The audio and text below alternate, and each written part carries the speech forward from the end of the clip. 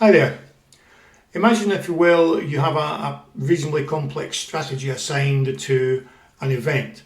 How do you go about interacting with that event and indeed the strategy itself once that strategy is up and running? Let's take a look at this tennis match that I have in front of you just now. I'm just using this as an example, so ignore any reds and things. That's not indicative of the strategy itself. I'm just using it for the purposes of this video. Now, as you can see, we have some bets in the market at the moment. What's happened is the market has come down, picked up my initial opening positions, gone all the way through, and it's got to come all the way back to pick up the offsets. Now, it may be that I'm watching the match and I decide this is going completely against me. What do I do? I have a number of options available to me in terms of manually interacting with that market. In this particular case, for example, if I was to, let's just say I was to red up all those markets, or all those bets I should say, that will clear. I've now got a red across the field. However, although it won't happen at the moment because I have an odds window of 1.3 minimum odds, if this comes back up, the strategy will put in bets again, because it loops round 10 times. Now that, in actual fact, is something that's built into this particular strategy, but that may not necessarily be what you want. Other things that you can do in terms of manually interacting with a market that has a strategy assigned to it is to obviously go in and manually place bets however you like. That's no problem there. However, depending on your strategy, that may cause the strategy to do other things that you may not necessarily have wanted it to do. So for example, in the case that I've just done where I've cancelled bets, assuming that all the other conditions are correct, it would go back in and add in more bets. That may not necessarily be what I want it to do. And the only thing I have available to me is, before cancelling those bets, I'd have to click on the reset button, go to the My Bets option and cancel all the bets. Again, that may not necessarily be what I want to do, because clicking on the reset button disassociates that strategy with that market. So none of the rules will get carried out from that point onwards. That may not be what I want. There may be some actions in this strategy that I want to carry on. So the purpose of this video is to investigate if there's any way that we can look at the strategy itself and say, right, okay, I want you to implement this rule, but only when I tell you to. Now, there isn't a built-in mechanism that allows us to do that. So it doesn't look that there's a way of providing that functionality.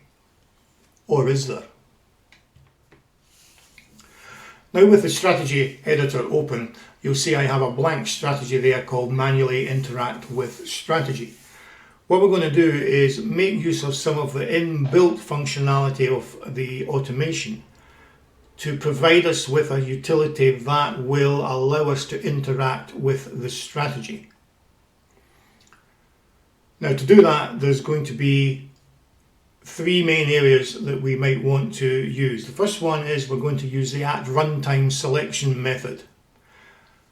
We're also going to use the rule execution count method and the rule execution count reset method, which allows us to create interaction with the strategy that we can do and use whilst the strategy is still running and doing all its other stuff. So let's first of all set up a little rule here. So if we pull up the rule editor, what we're going to do is just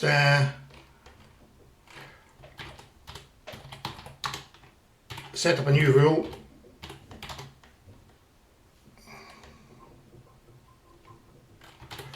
Don't know what to call it. Set up trigger manual interaction, I think is reasonable. I always try to put in a rule name that's descriptive to try and allow me to keep tabs of what the rule does. Okay, we'll just set this to action now, although ultimately I'm going to assign this to a race, the last race of the day, so that there's no interference with bets and things going in. The action that you want, like any other rule that you create within Fairbot, you can assign a number of different actions. Now you could, when doing this, use the dummy, but what I'm going to do is actually assign the action that I specifically want, but I'll lead on to the other option later on in this video. So we're just going to play a sound. Let's just choose my little hi there message, wherever it is. That's the one. And we need a condition in here. Now this is the thing that's actually going to allow us to manually interact and get the automation to do something else other than what we've already predefined within the automation. So because we're going to be using the at runtime selection option, we need to make sure that the condition that we use is one of the selection options. The obvious ones to use are either selection fixed odds, selection volume, that type of thing. And use one of the more generic selection options, i.e. don't go in and do one of the tennis ones, because that will cause an error if you assign it to a non-tennis event. So what I'll do is just use selection fixed odds. Now I want this rule only to fire when I make a selection using the at runtime option. So the first thing I need to do is specify at runtime. Irrespective of what I choose at runtime, I want this rule to fire. So I'm going to set the condition that the odds of my selection, irrespective of what selection it is, the odds are greater than or equal to 1.01. In other words, it's bound to be true.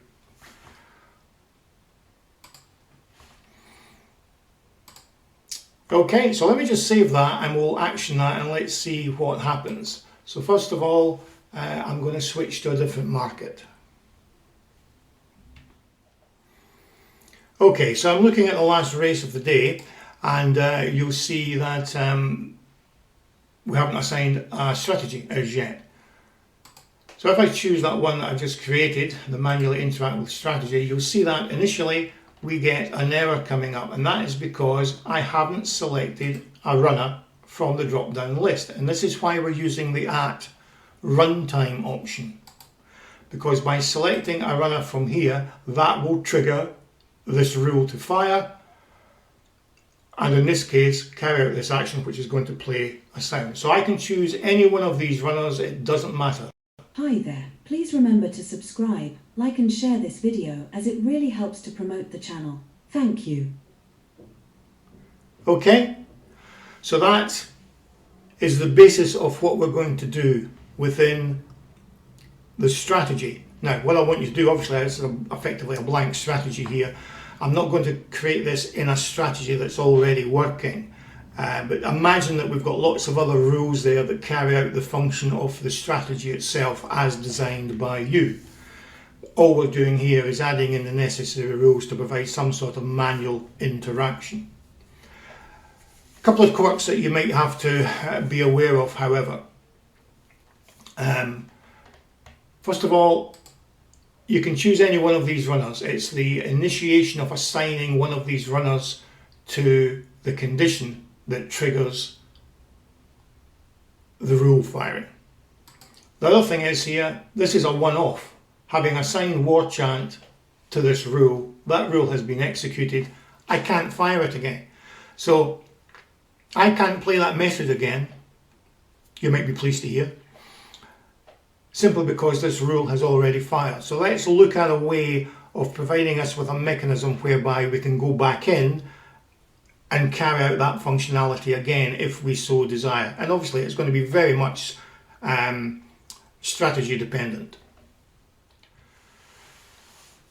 Looking at the strategy once again within the strategy editor, what we need to do to be able to go back in and execute that strategy once more, we effectively have to reset it back to 0.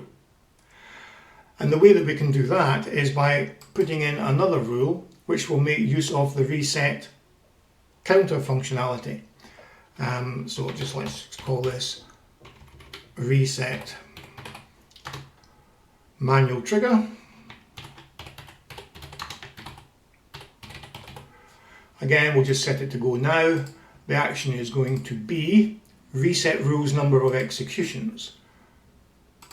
And that's going to be the only other rule that we have, trigger manual interaction. And the conditions are going to have to be where that rule is equal to 1.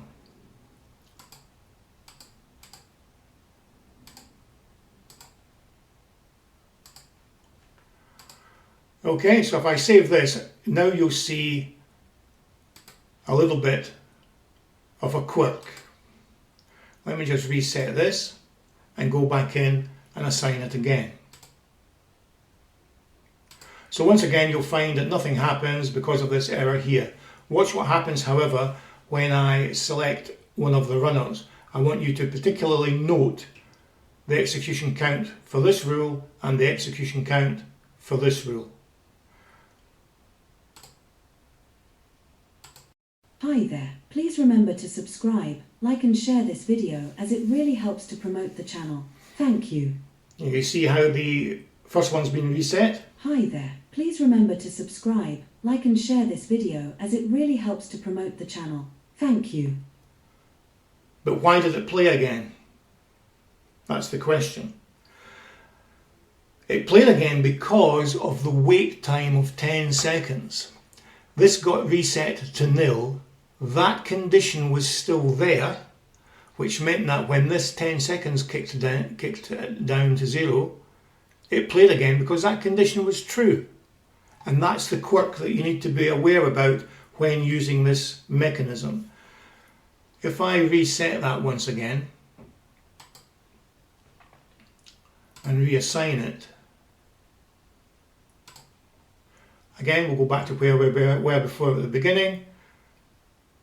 If you assign this... Hi there, please remember to subscribe, like and share this video as it really helps to promote the channel. Thank you. But before it kicks in again, reset it to none.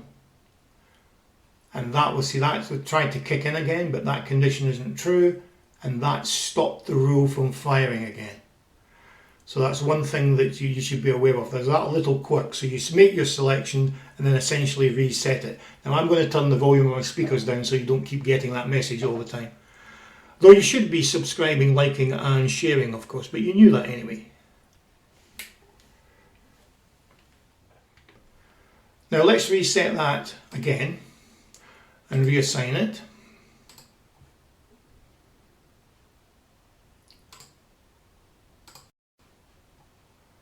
I've selected it there, so that fires. Obviously I've turned the volume of my speakers down so you won't hear it, and I reset it back to unknown.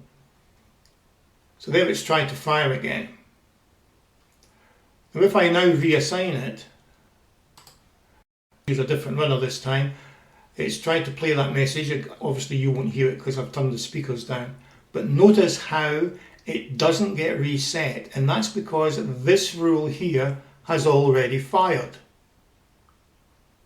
So we need to modify this one to do an executed repeat count type arrangement so that it will continually fire X number of times if you so desire, as long as you don't have this here set to none.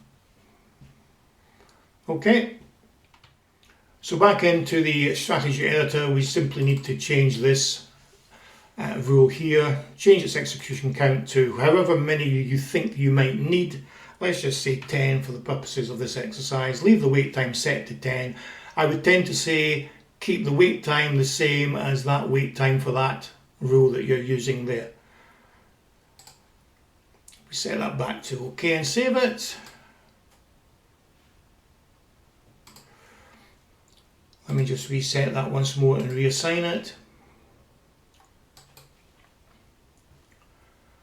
Right, so this time if I choose a selection, that goes off and does its thing. I'll just reset that back again. You'll see that's now saying 1 of 10. I'll wait a few seconds to make sure that that's, there we go. I'll choose a completely different runner this time. You'll see it's been reset back to 0, and that's now executed twice. So whatever I have assigned to this rule, in this case that message, that's been played twice now, although you haven't heard it. Another option that you might do is link this, because in the same way that this rule refers to the execution count of this rule, as you've seen in many examples in various videos throughout the channel, we can use that to do a similar thing. So let's imagine, you'll see that's busy executing because I haven't reset that. So that's the quirk that you have to get used to, make sure you reset that. So I've just spent thousands of pounds there. So let's create another rule where this one uses a dummy, and we have another rule that, let's say, lays the field whenever you select a runner from there. Now, in the same way as I've assigned an action here, you can put in any action, whether it's playing a sound in this case or placing bets.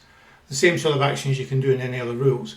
But the important thing that we can do is assign other rules to refer to this rule itself.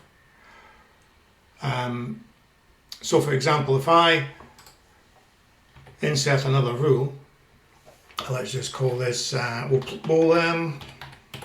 place a lay the field rule. We'll get that to go now. Action is going to be back lay all. We'll put fixed odds of 1.5. It's going to be a lay bet, fixed amount, the usual stuff. Make sure you don't have killer fill switched on. And the conditions are going to be that the trigger manual interaction rule has fired.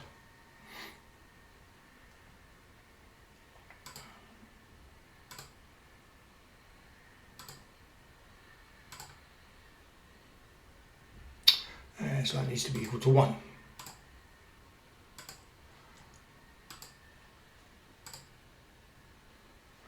Okay, just reset that once more.